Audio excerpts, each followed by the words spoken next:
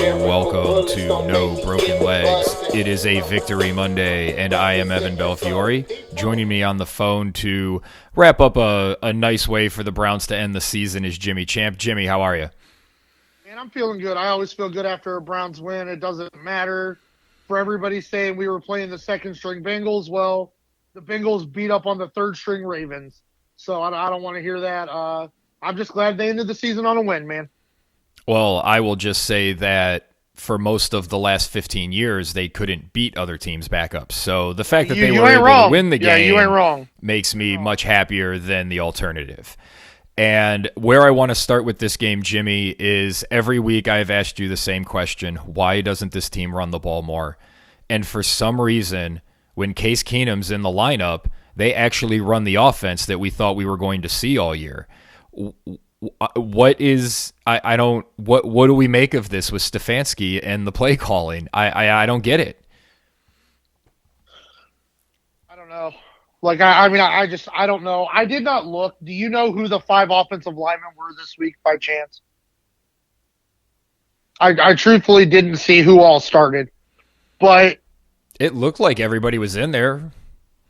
Pretty much, right? I mean, I know Bitonio was in there, Treader was in there, Teller was in there. Yeah, so the 3 were there at least. Yeah, and I'm pretty sure Wills was in there. So for them to run the ball 41 times against 24 passes, I feel like that would have been a really good way to kind of hide some of Baker Mayfield's injuries during the course of the season. Yeah, I would agree with you there. I would like to see them run this offense with Baker Mayfield and mix in more, double the amount of longer passes down the field. Because to Keenum's credit, he completed a couple passes down the field, and those were great. But you got the full Keenum experience with an interception and a fumble that kept Cincinnati in this game. Yeah, I mean, I think his long was 26 yards. Not horrible, but you can't go in an NFL season where that's kind of the peak of your quarterback's ability to throw the ball down the field. Yeah, that was the touchdown to Landry. That was a nice play. That was nice to see Landry get a touchdown. You could see he was excited by that. Yeah, I mean, and Landry and credit to Landry and Njoku, DPJ, when they had the ball, they ran hard, they hustled, they worked hard. So give them credit for that. I just don't understand why that's what the offense was.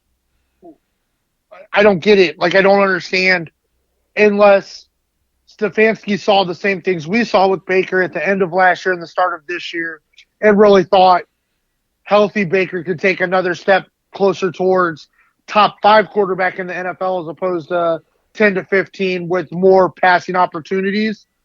But he just really made a mistake. I mean, I think that's just – he's a second-year head coach. Second-year head coaches make mistakes.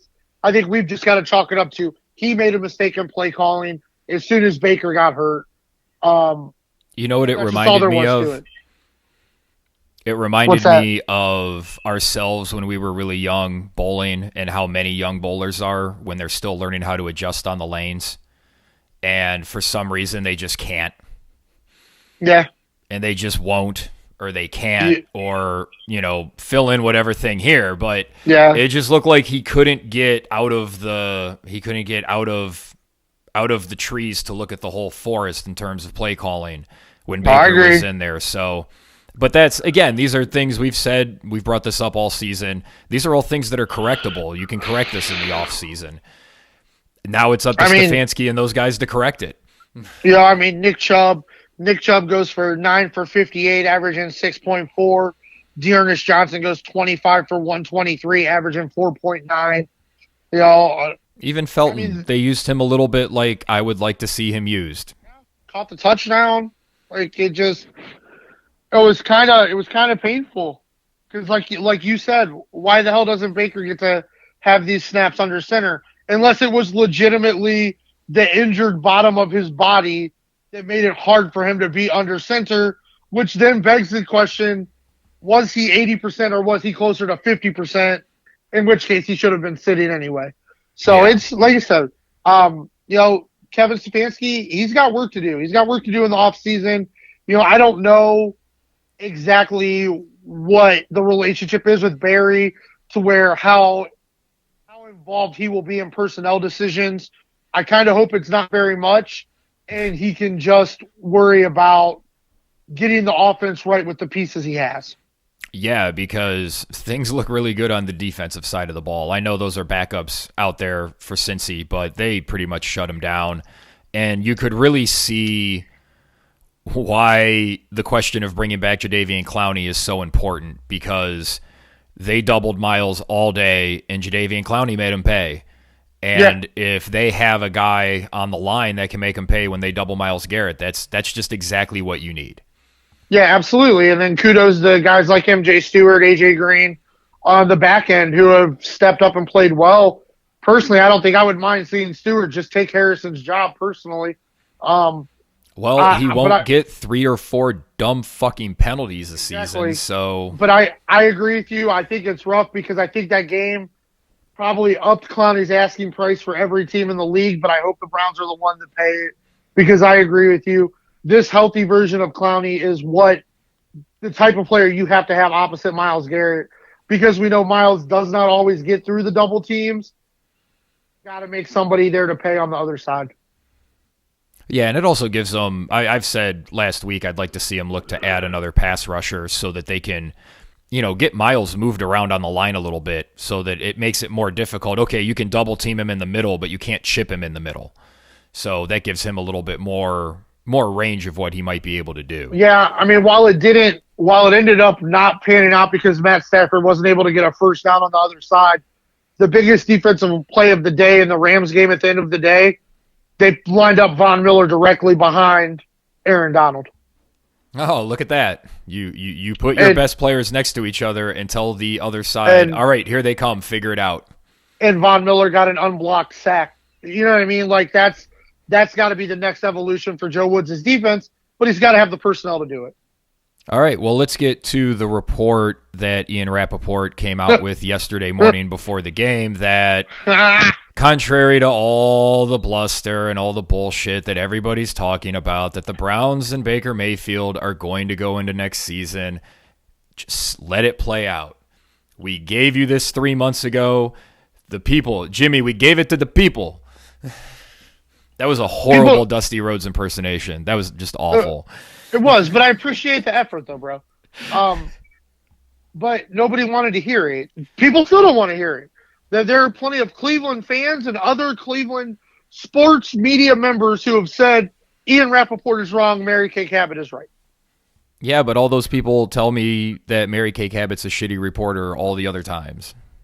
Yeah, I don't know. I mean, Baker's criticism of the Cleveland Browns offense for the whole, but specifically for that Pittsburgh Steelers game, was 100% warranted. 100%. Well, I don't even think it. I think it goes more than that. He's correct. Yes, correct. Like, the criticisms that he made are the reasons that game didn't play out like we wanted to see it. And that, again, if the plan from Stefanski was to put their third-string rookie right tackle against TJ Watt one-on-one for most of the game, that's a bad plan. It don't matter who your quarterback is. That's a bad plan. Maybe he needs to hear Baker say things like that in front of the media to make him realize. I don't know. He's being criticized because he's probably not going to speak to the media now that the season's over. So, all season it's Baker's too exposed in the media, and now that he's not, now that he was injured, and he's just going to go get ready to get his surgery done, and he's just going to disappear for a little while, now they're going to get on him because he's not in the media enough. And This is just the nonsense, and it's exhausting. It is. It is, but I was very happy.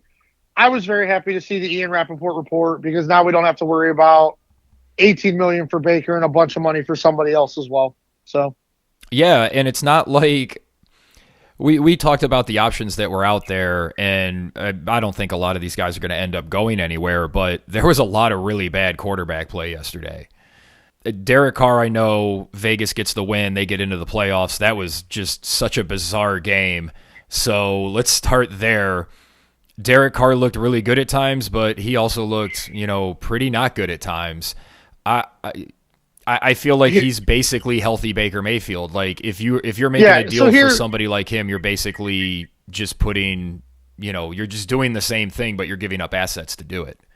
Yeah. So here's the thing, and this is, while the Raiders ended up winning the game on the most important drive prior to overtime, which we ended up getting to, and then the Raiders were kind of playing for the tie in overtime, and Brandon Staley. We'll get to that. We can get to that here in a second. But on the most important drive for the Las Vegas Raiders, they had a chance to go win a game to get to the playoffs. They get the ball after the kickoff.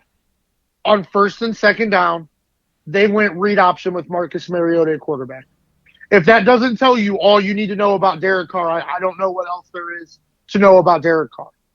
Their coaching staff thought in that situation, we are better with the ball in Marcus Mariota's hands trying to deceive the defense than the defense knowing Derek Carr is going to throw the football. I don't know. I mean, to me, that's it. Like, that's that. Yeah, that's pretty damning. It just is. And we talk about how in the big moments of big games, Bill Belichick hasn't allowed Mac Jones to do anything. He's just had him handing off. And they were doing that yesterday when they were trying to come back. Man, Matt Jones threw. Oh, I'm like jumping all over the place here. Sorry, man. You are. Let's finish. All right. So let's finish with Vegas. The timeout at the end was just an abysmal decision by Staley. I don't know what he was thinking there, but the call that really, I think, swung the game was that fourth down that they went for inside their own 20. I can't understand why he did that. Can you make it make sense? Well, I will give you. So at the time, like I was on Twitter during the entire game, and there were many analytic models that actually had it as they were 35% chance to lose the game if they punted, and they were 35% chance to lose the game if they went for it and didn't get it. So the analytic model actually suggested punting and not getting it were the exact same. And your win percentage went up from like 40% to like 55% if you got it. Okay, so here's my follow-up to that, because I understand the math of this. What I don't understand is why they went for that with the play call that they did when Vegas had just been dominating the line of scrimmage all day. Yes, I agree that because it wasn't just like, oh, we need a half yard. They needed a good yard and a half almost too. Yeah, and it wasn't, I agree. Austin Eckler's probably the guy to get the ball. That wasn't probably the way to do it. Once again, Justin Herbert's supposed to be, the next superstar. And in the most important play of their season, they take the ball out of his hands right there. So I don't understand that either. And then the timeout at the end, it was really weird. So the play before the timeout was called, the Raiders ran a very uninspired, very vanilla, nobody trying to do anything run. Yeah. The Chargers stopped them right there. From that spot, it would have been a 57-yard field goal. The Raiders then lined up for the next play in shotgun. They were lined up to run another uninspired, no emotion, halfback dive out of shotgun, which would have probably made it a 58 or a 59-yard field goal. They were not going to try a 59-yard field goal and give Justin Herbert the ball right there at the spot of the missed field goal. With 4 seconds left on the play clock, Brandon Staley calls a timeout. Now, everyone tells me the reason he called the timeout was because they needed to get the right personnel on the field to stop the run. But they had just stopped the run the previous play. And there was no chance on God's earth that Derek Carr was throwing the football right there. There was going to be a run. There was never a doubt about it. And when they called that timeout, you could see how frustrated Derek Carr was. Derek Carr doesn't give a shit if the Chargers go to the playoffs. Derek Carr just wants to play in a playoff game. Yeah. And you could see on the sideline, Derek Carr was openly arguing with the offensive coordinator. He was pissed off that Brandon Staley called that timeout. He huddled his guys up. They schemed up an absolutely beautiful zone read run, got like 13 yards on it, made it an actually makeable field goal, and they sent the Chargers home. I fully believe if Brandon Staley does not call that timeout with 4 seconds left on the play clock, the Raiders run the ball and let the clock run out because they're not trying a 57, 58-yard field goal there. And it was like Brandon Staley would rather lose the football game and not go to the playoffs than that game end in a tie and him go to the playoffs because there was so much mess made about it, about it's okay if the game ends in a tie. Like, it's okay. Yeah, I feel like he was more worried about having to answer questions about a tie and everybody giving him shit for that for the week. Yeah.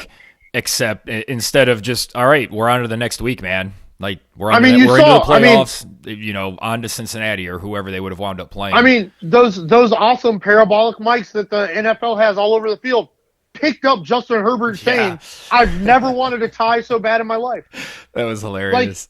Like you, twice in that game, you made decisions that ruined your team's season. And it's just the same old story for Chargers fans. It's frustrating because that Chargers team played their heart out for the majority of that game and deserved to be in the playoffs.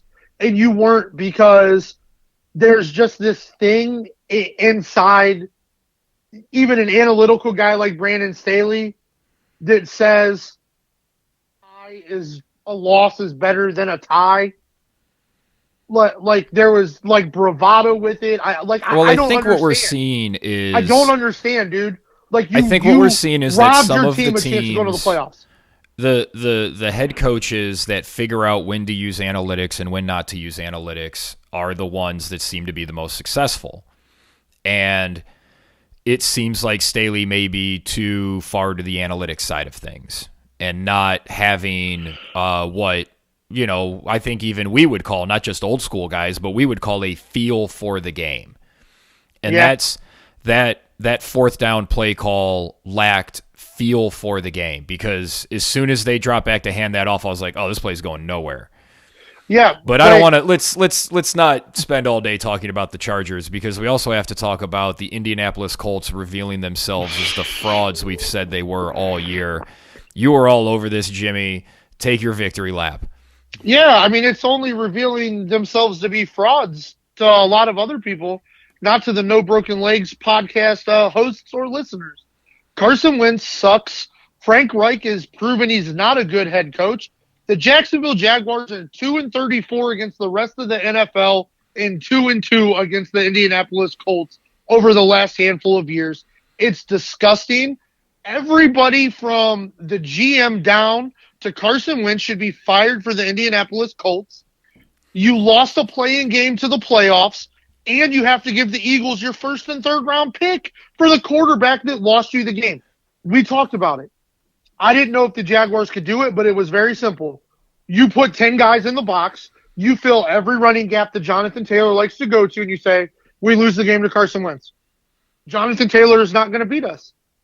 And Jonathan Taylor could not beat them. They stopped him on fourth down. They stopped him on multiple key third downs. And every time Carson Wentz had to make a play, Carson Wentz could not make a play. Plain and simple.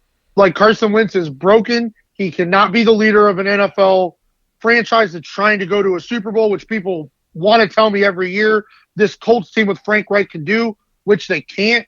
Frank Reich is going to be one of these guys who is an incredible coordinator, but he is not cut out to be a head coach in the NFL. To lose that game to Jacksonville, the Jacksonville fans were in the stands with clown masks and clown wigs on. They did like a halftime show where they asked a question. What would you like to see next for the Jaguars? They gave the fan like three options. The guy said D, fire Balky. Like the organization is a mess. None of the players really wanted to be there until about 30 minutes in when they realized they could completely collapse the Colts season, and somehow the Colts could not match the intensity of that team. With what that team has gone through, the Colts could not match that intensity. And it's huge choke job. Like I don't know how far back in an NFL season you have to go to find a loss worse than that. Like, I really don't know. Like, I mean, to lose a game in which you were a double-digit favorite. And not only that, winning you're in. And this is the team that they won this game, and they're still the first overall pick. Yeah, and the thing is it's how not bad like Jacksonville is. Yeah, it's not like it was a fluke play at the end of the game. Jacksonville pretty much dominated the shit football out game. of them. Like it's inexcusable, and I don't understand how, as an organization, you just say, yeah, let's run it back next year. Like I don't understand it. Well, don't they have to? Because Wentz's contract has another year on it, I think. That's a topic for another day. But yeah, I mean, trust me, Browns fans. We know we had a disappointing season, but we ain't the only ones, guys. Being 8-9 means the Browns were definably mediocre. I know that ain't great, but it is progress. Somebody who has not shown much progress over the last month and also revealed himself to be who we thought he was is Mac Jones. I mentioned it earlier because my notes were a little out of order.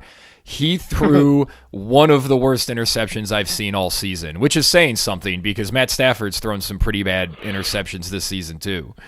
Come on, man. Leave Stafford out of this, man. Leave Stafford out of this. He threw his one atrocious one in that game.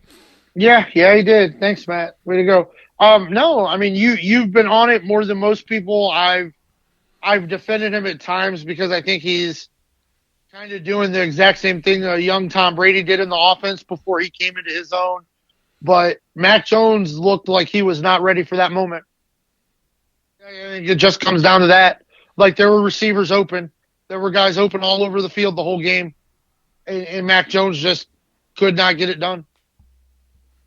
Yeah, they gave up 33 points to the Dolphins. This was Tua's line. 15 of 22 for 109 yards and 1 touchdown.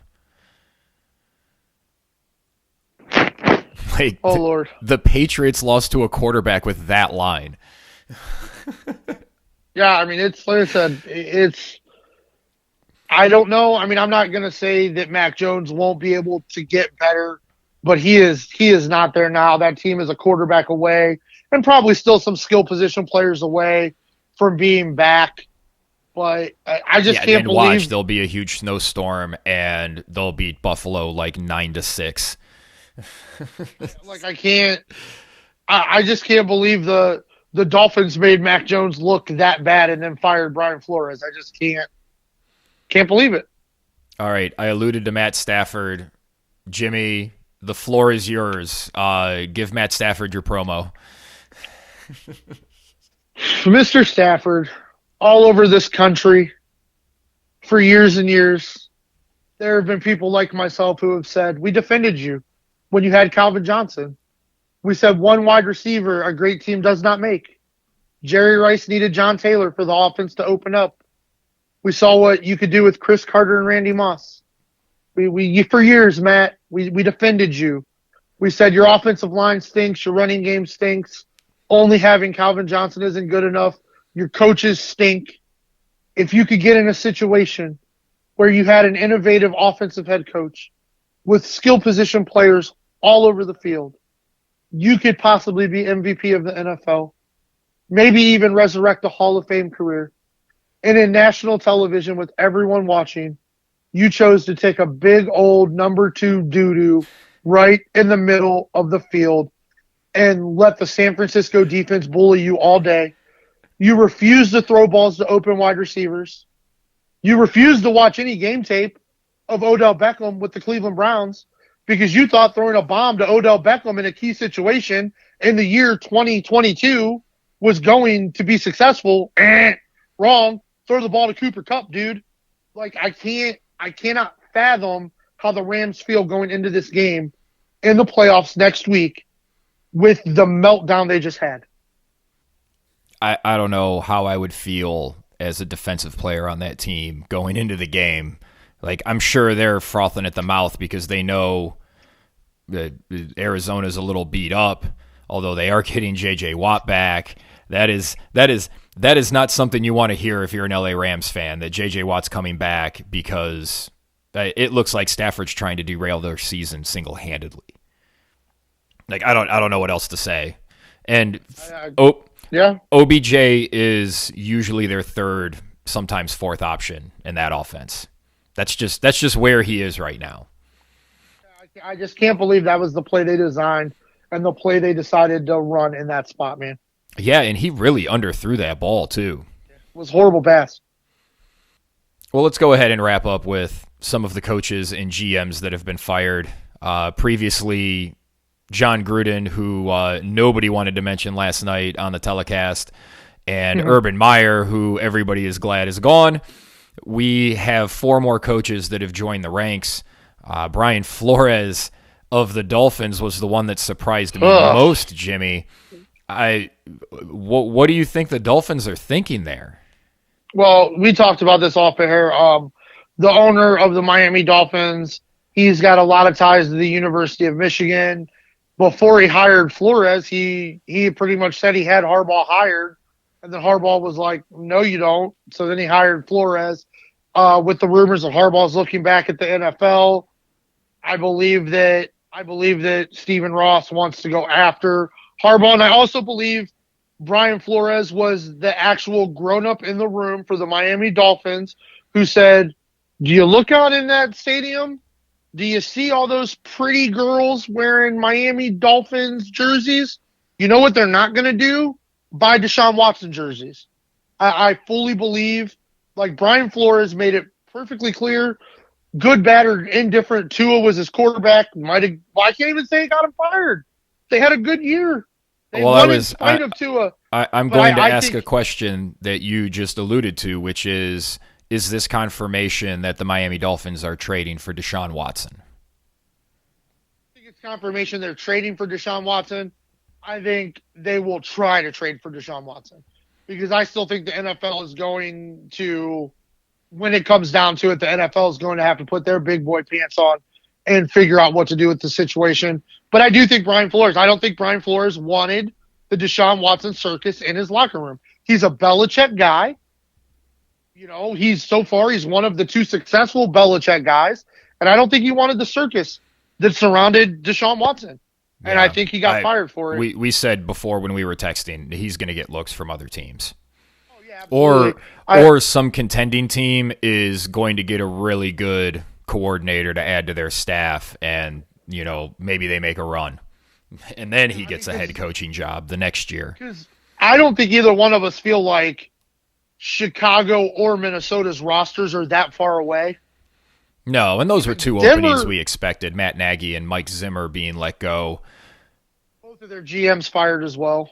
Yeah, so those teams look to be starting over. Kirk Cousins probably won't be back in Minnesota, or do you think they keep him to bridge the gap and make a move for a quarterback? Because all of this is based on the lack of quarterbacks that are out there.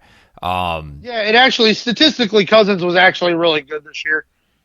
Yeah, but he's statistically good every year, and his teams seem to underperform, especially the last 2 years. They've really disappointed. Yeah, no, I guess it probably depends who you bring in at the coach, probably. I mean, that probably is going to make a difference. But as we talked about, this isn't a deep quarterback class to draft from, and there's not a plethora of unrestricted free agent guys. And I don't know if any of these teams can really go out and give up a lot of assets to get a quarterback from another team. I do think Brian Flores will be a great fit in Chicago personally. I think you re-sign Allen Robinson, you get them healthy, you get Justin Fields some confidence that the coach believes in him, and I think Brian Flores would be a great fit in Chicago. I was a little surprised to see Vic Fangio go in Denver, mostly because that defense has played pretty well. They've never been able to figure it out on offense, but if you're Denver and you think you can get Aaron Rodgers, I think that's a relationship that can help you win a Super Bowl, because you put Aaron Rodgers in Denver, that team's all of a sudden, just like they were with Peyton Manning, they go from a mediocre team to a contender. Yeah, but we've talked about this before on and off air. John Elway will not bring in Aaron Rodgers because he does not want another quarterback to claim legacy to the Denver Broncos' great quarterbacks tree. John Elway is the one to blame for the quarterback situation, but he can't blame himself, so he fired Vic Fangio. That's what it is. Well, that's fair. I mean, that's just sort of how business is done, I guess. Yeah. And I think Fangio will wind up getting another job on somebody's staff, and they'll get a good hire out of it. Oh, yeah, absolutely. Yeah, the guy's a good coach. He might not be head coach material, but he's definitely a good coach. Yeah, absolutely. Absolutely. All right, we'll do just a quick look. Which matchup are you most excited for? We'll do our preview later in the week, but just which matchup piqued your interest the most? I don't know if it's matchups as much as it's teams. I can't wait to see what the Las Vegas Raiders look like next week. I am so intrigued by that game because I have no idea what either of those teams are going to look like. And then the 49ers. The 49ers and the Rams are the two teams that I just am so curious to see what they look like. Because did the 49ers, did they play their Super Bowl last week? Yeah, because this week, that defense the last couple of weeks, and especially yesterday, looked like it did when they made their Super Bowl run. They were all up in the backfield. They were just causing havoc.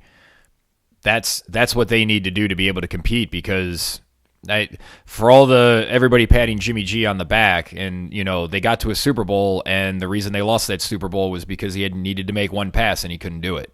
Yeah, and he tried to throw the game away when he threw the interception down on the goal line. There you go.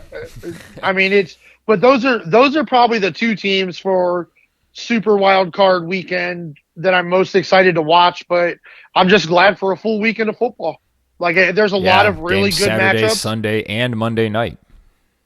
Doesn't really feel like there are too many. It's weird. It doesn't feel like there are any teams that are hosting games that are actually. It feels like more like the wild card teams are peaking. So it's going to be fun to watch and see, if the home field advantage, what these stadiums are going to be like with fans back in them for playoff games. Yeah, and we're going to spend the rest of the week looking at the schedule, seeing which matchups we like, which ones we don't like, and trying to figure out. There's always one or two games that give us a shocking result, and we'll be bringing you our thoughts on which games those might be later this week. Jimmy, thank you for joining me. No place I'd rather be, brother. And we thank you for listening. For Jimmy Champ, I'm Evan Belfiore, and we are No Broken Legs. Every action has a repercussion. Lyrical bullets don't make me get